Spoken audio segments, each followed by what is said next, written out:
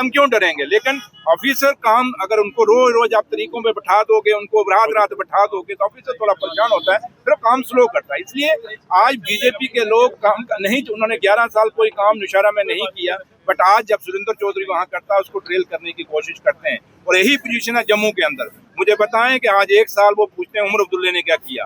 एक एक एमएलए को पूछो, आपके पास 4 करोड़ का सीडीएफ है, वो 4 करोड़ का फंड कहाँ कहाँ दिया, थोड़ा सा उनका एक हमको एक हमें व्हाइट लेटर दो।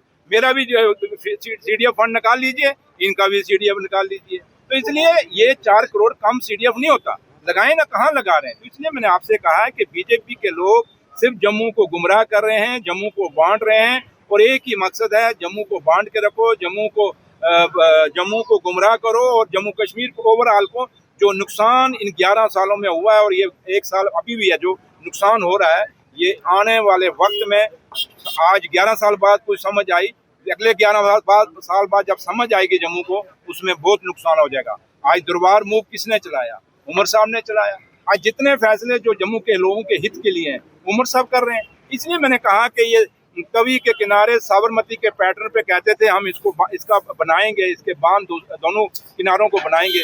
कौन से यहाँ फूल लगे, कौन से यहाँ उन्होंने पार्क बना दिए तवी के किनारे पे, कौन सा गंगा घाट जो कहते थे गंगा घाट के नाम पर हम जैसे करते वैसे यहाँ साफ सुथरी एक तवी। मुझे बताएं तवी आज भी कितनी गंदी है, कौन सी सफाई कर ली।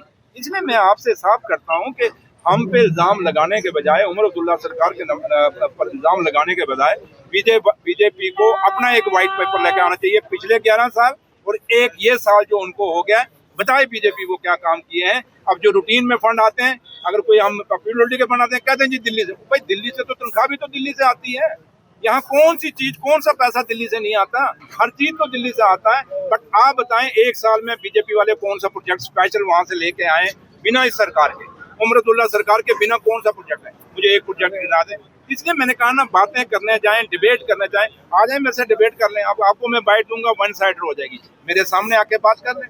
हाँ, वैसे आके गिदड़ बकरियां मार सकते हैं, वो हम ये कर देंगे, हम वो कर देंगे, करना खा के उन्होंने। क्या आपने कभी कोई ऐसी शॉपिंग की है जहां आपको शॉपिंग करने पर गिफ्ट्स मिलते हों, और गिफ्ट्स भी कोई छोटे मोटे नहीं बल्कि कार, स्कूटी, फ्रिज, टीवी जैसे बड़े बड़े तोहफे?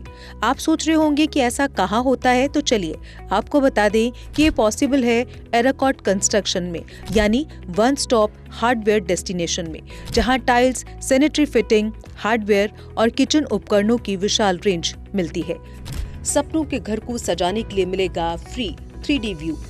यही नहीं, यहाँ इलेक्ट्रोलक्स के प्रीमियम प्रोडक्ट्स के साथ साथ घर की दीवारों को सजाने के लिए पेंट की विशाल रेंज भी उपलब्ध है।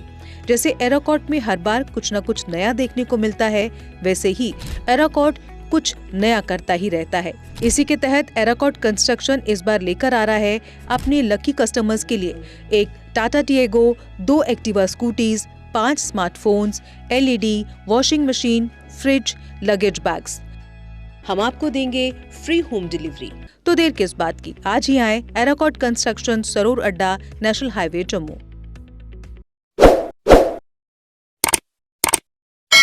जम्मू कश्मीर की खबरों के लिए जुड़े रहिए GK अपडेट के साथ।